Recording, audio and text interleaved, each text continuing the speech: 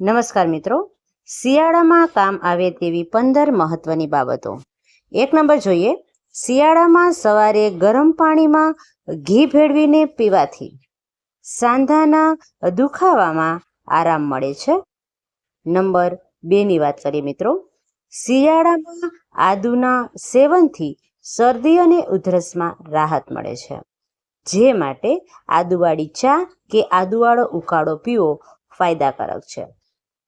તેનાથી ઠંડી લાગતી નથી અને શરીર ઇન્ફેક્શનથી બચેલું રહે છે. નંબર 3ની વાત કરીએ મિત્રો. ગોળની તાસીર ગરમ હોય છે.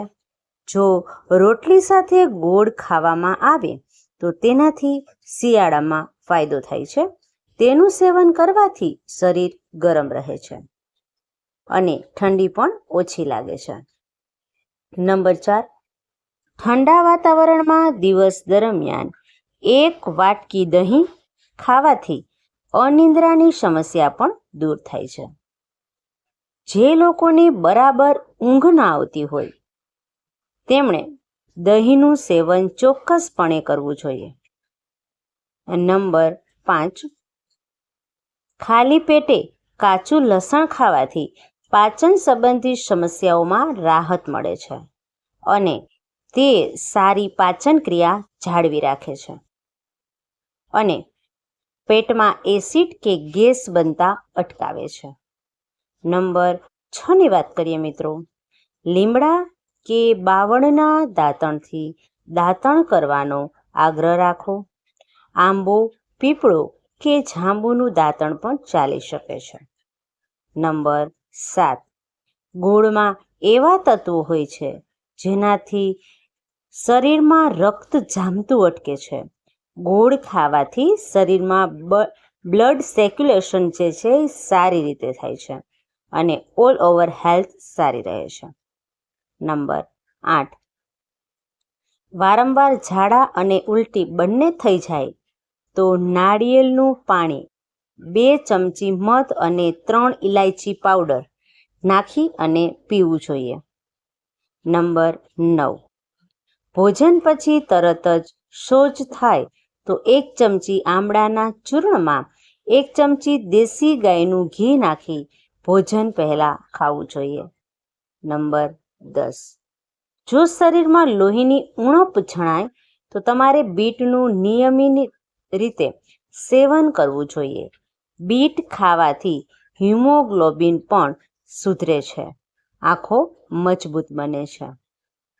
નંબર 11, શરદી ખાંસીની સમસ્યામાં મોઢામાં આખું લવિંગ રાખવાથી ગળામાં થતા દુખાવાથી આરામ મળે છે. સાંજે ગરમ પાણીમાં 1 ટીપું લવિંગનું તેલ નાખી વરાળ લ્યો તો રાહત મળે છે. નંબર 12, ગાદલા પર સૂવું તેજનું જે કમરના દુખાવાના દર્દીઓ માટે ખૂબ જ જરૂરી છે. નંબર 3, બ્લેક કોફી મોઢાના કેન્સર, પ્રોસ્ટેટ કેન્સર, લીવર કેન્સરના જોખમને ઘટાડવામાં ફાયદાકારક છે. નંબર 14, સંતરામાં ભરપૂર માત્રામાં ફાઇબર હોય છે.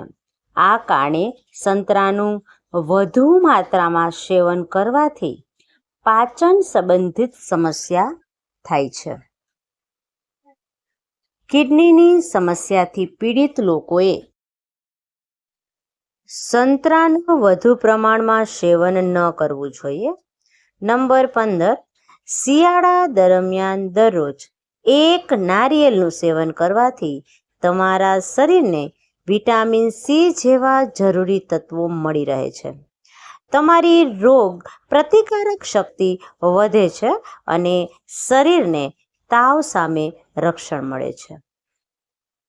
જો તમને આ વિડીયો પસંદ આવ્યો હોય તો મિત્રો વિડીયોને લાઈક કરી દેજો અને હા, ચેનલમાં નવા છો ને તો ચેનલને સબસ્ક્રાઈબ પણ કરી દેજો. જો વિડીયોને તમારા મિત્રો અને પરિવાર સુધી પણ પહોંચાડજો, એટલે કે એને પણ શેર કરજો અને કોમેન્ટ બોક્સમાં જય માતાજી જરૂરથી લખજો. વિડીયોને છેલ્લે સુધી જોવા બદલ તમારો ખૂબ ખૂબ આભાર. ધન્યવાદ.